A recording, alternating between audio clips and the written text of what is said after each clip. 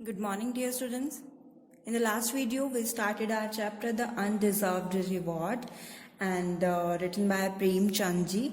So Prem Chand ji ने इसमें अपनी स्टोरी लिखी है कि उन्हें एक ऐसा रिवॉर्ड मिला, ऐसा पुरस्कार मिला जिसके लिए वो डिजर्व नहीं करते थे. So this story is all about that.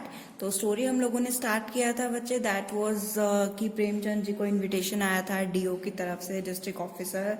एक बड़े ओहदे की बात थी, एक बड़े ओहदे की बात है भी, और उन्होंने इन्हें बुलाया था. सो ये जाना नहीं चाहते थे because he was an ordinary writer. उन्हें लगता था कि एक आम इंसान वो मुझे क्यों बुलाना चाह रहे हैं एक आम इंसान को.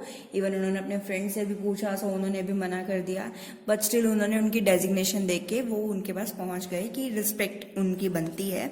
सो he went there and normal talk हुई, नॉर्मल मीटिंग हुई, कुछ स्पेसिफिक नहीं, कुछ ऐसा अलग नहीं.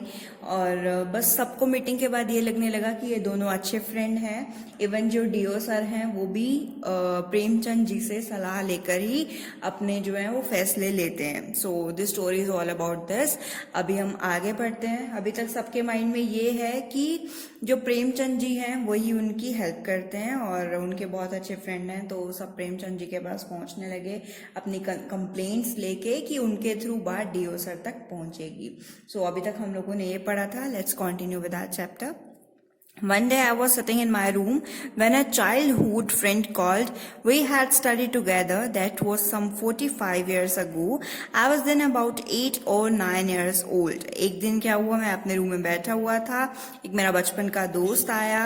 We had studied together. हम एक साथ पढ़ते थे.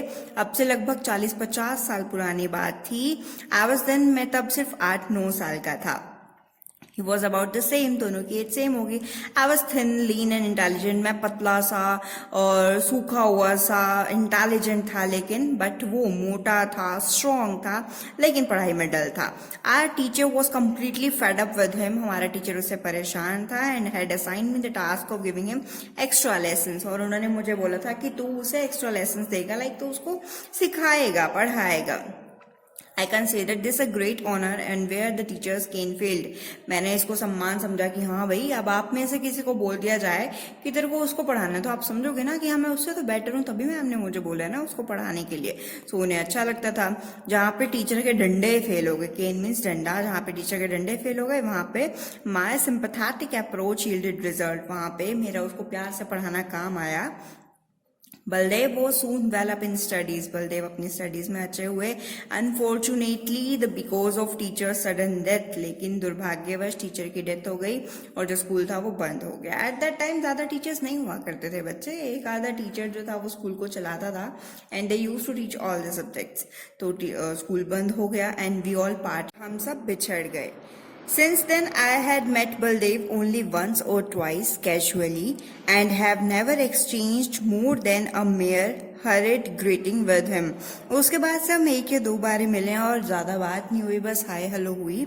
Shaking his hand, I said, अब वो आया, हमने हाथ मिलाया. मैंने बोला how are you Baldev? Please come in. I haven't seen you for ages. कितने साल हो गए तुमसे मिले हुए. I have wanted to see you too for a long time. अब बलदेव कहते हैं कि हाँ मैं भी तुमसे मैं भी तुम्हें काफी टाइम से मिस कर रहा हूँ. Said Baldev. You are my teacher, you know. तुम्हें पता है तुम मेरे टीचर हो, but for you I would still have been a good for nothing chap. मेरे लिए तुम एक टीचर हो, तुम्हारे लिए मैं अभी वैसे ही बच्चा सा पागल सा वही व्यक्ति होऊंगा, बट तुम्हारी पढ़ाने से now I can at least look after my lands. मैं एटलीस्ट अपनी लैंड्स पे अपना ध्यान रख सकता हूँ. मतलब इतनी समझ मेरे अंदर आ चुकी है. I don't know why but whatever the maulvi sahib taught me went completely over my head. मुझे नहीं पता, लेकिन जो मुझे मौलवी साहब पढ़ाते थे वो सब मेरे सिर के ऊपर से जाता था. For teaching and asses like me the credit goes entirely to you. मेरे जैसे गधे को पढ़ाने का सबसे ज्यादा क्रेडिट सिर्फ तुम्हें ही जाता है. Baldev, I said, overwhelmed whenever I see you. The childhood memories revive with all the freshness and this long spell of 45 years vanishes in a minute. Baldev, मुझे पता है, I overwhelmed. जब उसने इतनी तारीफ की प्रेमचंद जी की तो प्रेमचंद जी क्या हुआ, आंखों में पानी आ गए, इमोशनल हो गए. Whenever I see the childhood, वो बात करते हैं कि जब भी मुझे चाइल्डहुड मेमोरीज की याद आती है तो मेरी वही पुरानी 40-50 साल पुरानी तुम्हारे साथ यादें 1 मिनट में ताजा हो जाती हैं। तो 1 मिनट में ताजा हो गई। Baldev replied, I have always considered you an elder brother, you know. मैंने तुम्हें हमेशा एक बड़े भाई की तरह माना है। And tell everyone that I can depend on you whenever I am in trouble. मैं बल्कि सबसे यही कहता हूँ कि मैं अपने हर चीज के लिए तुम पे डिपेंड रहता हूँ जब भी मुझे कोई प्रॉब्लम आती है। Why don't you eat properly? तुम ढंग से खाना क्यों नहीं खाते हो? You are thin as ever. शुरू की तरह, पहले की तरह तुम वैसे पतले से हो। If you can't get good ghee, तुम्हें अच्छा घी नहीं मिलता, I can send you a couple of tins. मैं इतने सारे तुम्हें टिन भेज सकता हूँ देसी घी के। Now you are getting old. अब तुम बुजुर्ग हो रहे हो। Food is the only thing that will keep you going. तुम्हें फूड ही अच्छा लेना चाहिए जो तुम्हें ज्यादा समय तक ठीक रखेगा, स्वस्थ रखेगा। Look at me, I can still drink a seer of milk and eat a quarter seer ghee beside some butter. मुझे देखो, मैं सीयर का मीनिंग यहाँ पे लिखा है unit of weight slightly less than a KG, मतलब 1 किलो से थोड़ा सा कम। इतना दूध मैं एक साथ पी सकता हूँ। और क्वार्टर पाइया घी विद मक्खन भी मैं साथ खा सकता हूँ। I have to keep fit, मुझे अपने आप को फिट रखना है। ये कौन कह रहा है? बलदेव कह रहा है। Although the whole life has been spent in bringing up the children, पूरी जिंदगी तो बच्चों की सेवा करते करते निकल जाती है ना। Do they care about me, क्या वो मेरी केयर करते हैं? If I were to fall ill, अगर मैं कभी बीमार हो जाऊंगा या बीमार हो जाता हूँ, they would not even come to ask if I needed anything. मुझे पता है वो कभी मेरा हाल चाल देखने तक नहीं आएंगे और मुझसे कभी नहीं पूछेंगे कि तुम्हें कोई चीज चाहिए। Yes, I have come to you about my eldest son. मैं तुम्हारे पास आया हूँ अपने eldest son के बाद। You know he is only a hefty and well built man. अब उन्होंने स्टोरी स्टार्ट की है। स्टोरी अब ध्यान से सुनना। अभी इनकी नॉर्मल जनरल टॉक हो रही थी। अभी बलदेव कहते हैं कि मैं अपने बड़े बेटे के बाद तुम्हारे पास आया हूँ और तुम्हें पता ही है मेरा बेटा कैसा है, hefty, मोटा सा, एंड वेल बिल्ट मैन, हट्टा कट्टा आदमी है, well and can never take anything lying down, मतलब अपने आप को कभी नीचा नहीं देख सकता और अपने आप को हमेशा ऊंचा रखता है। On a number of occasions he equalled with the police, और कितने सारे ओकेजन ऐसे हुए हैं कि वो पुलिस से भिड़ जाता है। And they have always been on the lookout for an opportunity to implicate him. अब पुलिस वालों को उससे खुंदक हुई है और वो कोई ना कोई मौका ढूंढते रहते हैं मेरे बेटे को अरेस्ट करने का, जब उसकी गलती भी नहीं होती। To implicate means to involve him in a criminal case. Recently, when a dacoity took place in the village, they got their chance and during the investigation robbed him in. अभी time जो अभी वहां पे village में डकैती हुई है ना, उसमें भी उन्होंने इन्वेस्टिगेशन के दौरान मेरे बेटे को जबरदस्ती पकड़ रखा है। He is under arrest and has been in jail for the last 1 week, और एक पिछले हफ्ते से जेल में ही है। The case is filed in the court of the deputy collector, Mr. Mohammad Khalil, उनके अंडर ये केस है।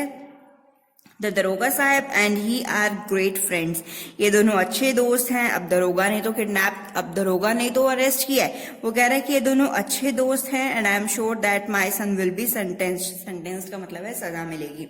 अब वो दोनों अच्छे दोस्त हैं और उसको पक्का सजा मिल के रहेगी। No one but you can save him, उसको कोई नहीं बचा सकता सिर्फ तुम्हारे सिवा। अब तुम्हारे सिवा कैसे? If he is sentenced the whole family will be ruined, अगर उसको सजा मिल गई मेरा पूरा परिवार बर्बाद हो जाएगा, तबाह हो जाएगा। I do not expect you to do anything out of the way, और मैं यही चाहता हूँ कि तुम हमारी मदद करो। All you have to do is to go, तुम्हें सिर्फ यही करना है कि तुम्हें जाना है किसके पास? डिस्ट्रिक्ट ऑफिसर के पास। उन्हें सारी बात बतानी है, उन्हें ये कहना है कि ये कम्प्लीटली फॉल्स केस है, उसके ऊपर झूठा इल्जाम लगाया जा रहा है। And he should investigate the matter personally, और मैटर को इन्वेस्टिगेट करो, मना नहीं करे इन्वेस्टिगेशन से, क्योंकि वो सच्चा है। You are a childhood friend of mine and my guru, आप मेरे सच्चे दोस्त भी हो, मेरे चाइल्डहुड फ्रेंड भी हो, मेरे गुरु भी हो। Please do not refuse, please मना मत करना। I know that you do not like getting involved in such matters, मुझे पता है आप इन चीजों में इन्वॉल्व होना पसंद नहीं करते। And it is right too, ये ठीक भी है। But in this case you should think as if your own son were in trouble, लेकिन इस केस में तुम्हें यही देखना है कि जैसे तुम्हारा खुद का बेटा प्रॉब्लम में है। If the case had not been absolutely false, अगर केस बिल्कुल तरह गलत है, अगर केस गलत होता, लाइक उसके ऊपर इल्जाम सही लगे होते, तो मैं तुम्हें परेशान ना करता।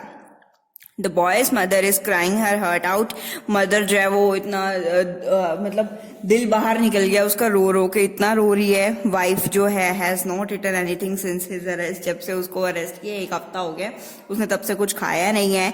As a matter of fact nothing has been cooked in the cook, और सच्ची बात बताओ तो घर में हफ्ते से कुछ नहीं बना है। और इफ ही सेंटेंस, अगर उसको सजा हो गई, I am sure that both these women will die, दोनों मर जाएंगी, उसकी माँ भी और उसकी वाइफ भी। I have consoled them by saying that as long as you are alive no one can harm the boy.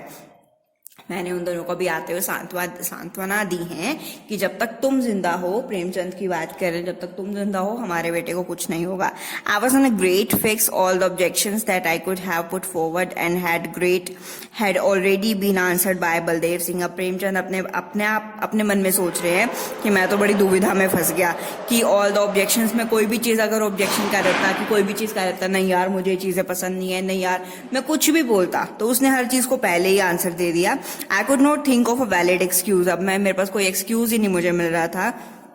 And said ultimately to get out of the predicament, और मैं कोई जवाब नहीं दे पा रहा था, मेरे पास कोई जवाब नहीं था। मैंने सिर्फ उसको ये बोला, all right I shall mention it to the district officer, मैं उनके पास जाऊंगा और बात करूंगा, ठीक है।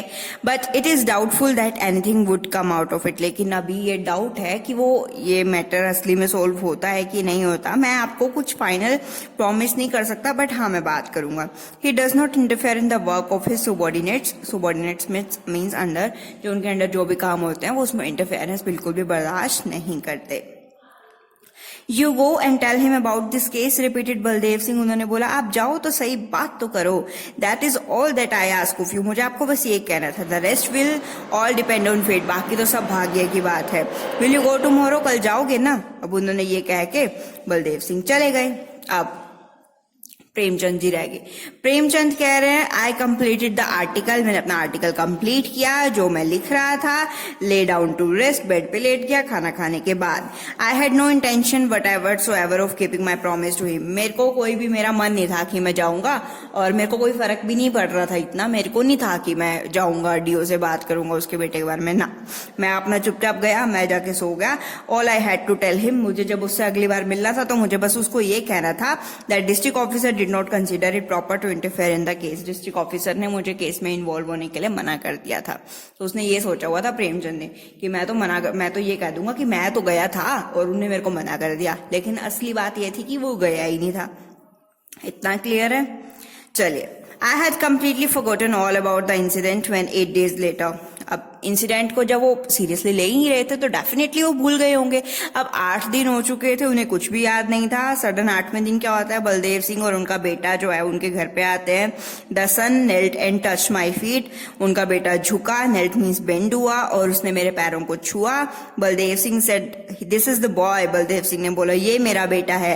He has been let off without a blemish, और अब वो जेल से छूट के आ चुका है। विदाउट ब्लैमिश मतलब चार्ज, उसके ऊपर अब कोई भी चार्ज नहीं है। Daddio called the Daroga Sahib and reprimanded him severely, warning him that in future, if he indulged in maligning innocent and respectable people, he would be dismissed. अब do sir ने उसको दरोगा को बुलाया था, उन्होंने उसको बोला कि तूने गलत पकड़ा है। उन्होंने इन्वेस्टिगेशन चेक करवाई। उन्होंने भी दरोगा को भी धमकी दिया कि तू नेक्स्ट टाइम किसी शरीफ इंसान के ऊपर ऐसे इल्जाम लगाएगा तो तुम्हें डिसमिस कर दिया जाएगा। अब दरोगा could not even show his face even, अब दरोगा की खुंदकी तो थी ना सारी। अब दरोगा इतना ज्यादा जलील हो चुका है कि वो फेस भी नहीं हमारी तरफ कर सकता। But for you we would have been undone, लेकिन तुम्हारे लिए तो हम जितना करें उतना कम होगा, तुम्हारे लिए हम सब कुछ कर सकते हैं। You have saved 4 lives, क्योंकि तुमने 4 जिंदगियां बचाई हैं। When I came to you, I had my doubts whether you would help or not. जब मैं तुम्हारे पास आ रहा था तो मुझे शक था कि तुम पता नहीं मदद करोगे कि नहीं करोगे। People had told me that nobody had ever benefited through you. मुझे लोगों ने भी कहा था कि प्रेमचंद कभी किसी की मदद नहीं करता। But I was certain that you would not let me down. लेकिन मुझे पता था कि तुम मुझे निराश नहीं करोगे। And saying this he signal to his son, ये क्या कि उसने अपने बेटे को इशारा किया। Who went out and brought a huge bundle of presents, जो बाहर गया और बाहर से बड़े सारे गिफ्ट्स लेके आया। In spite of my insistence they refuse to take it back. मेरी जिद करने के बावजूद भी उसने रिफ्यूज, मैंने मना कर देना, उसने गिफ्ट्स वापस नहीं लिए। And I could not pick up the courage to tell them that I had done nothing to deserve this reward. अब उसने बोला कि मेरे में भी इतनी हिम्मत नहीं थी कि मैं उसको सच बता देता कि ये इनाम मेरे हक का नहीं है, मेरे हक का इनाम नहीं है, क्योंकि मैंने तो कुछ किया ही नहीं, मैंने तो ड्यू से बात तक नहीं की। So this was the chapter the undeserved reward. अब आपको टाइटल क्लियर हो गया होगा कि जो उनको रिवार्ड तो मिला है लेकिन वो अनडिजर्व्ड है, वो डिजर्व नहीं करते थे। Okay, I hope you got the chapter. Now आपको क्या करना है, क्वेश्चन आंसर्स ट्राई करना है, then we will discuss the solutions later. Till then take care, have a great day, bye bye.